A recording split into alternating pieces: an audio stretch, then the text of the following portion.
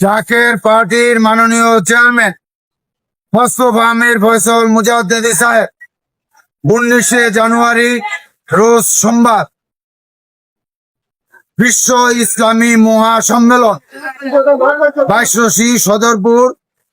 পাক দরবার শরীফে দেশবাসীর জন্য, পৃথিবীবাসীর জন্য যে আহ্বান জানিয়েছেন, সেই আহ্বানটির আমরা আজকে আমরা না, সারা বাংলাদেশে প্রত্যেকটি উপজেলা এবং পৌরসভায় আজকে শান্তির সপক্ষে, দেশের স্বাধীনতার সপক্ষে, সার্বভৌমত্ব রক্ষা করার সপক্ষে এই শান্তি স্থিতিশীলতা রক্ষার আহ্বানে শান্তির সমাবেশ ও র্যালি আজকে কালীগঞ্জ উপজেলা এবং কালীগঞ্জ পৌরসভা আমরা জাকের পার্টি ও সকল সহযোগী সংগঠন এর যৌথ উদ্যোগে আমরা আজকে জনসভা করলাম। জনসভা করে আমরা র্যালি করার মাধ্যমেই আপনাদের সাংবাদিক ভাইদের মুখোমুখি হলাম, এশিয়ান টিভির মুখোমুখি হলাম। আমরা জাকের পার্টির মাননীয় চেয়ারম্যান সাহেবের পক্ষ থেকে দেশবাসী, জাতি, ধর্ম, বর্ণ নির্বিশেষে সবাইকে জানাই লাল গোলাপ ফুলের শুভেচ্ছা। জাকের পার্টির মাননীয় চেয়ারম্যান সাহেবের যে আহ্বান, সেটি হলো নির্বাচনকে সামনে রেখে এদেশের কোন রাজনৈতিক দল, কোন গোষ্ঠী যদি এদেশের স্বাধীনতা, সার্বভৌমত্বকে বিপন্ন করার চেষ্টা করে,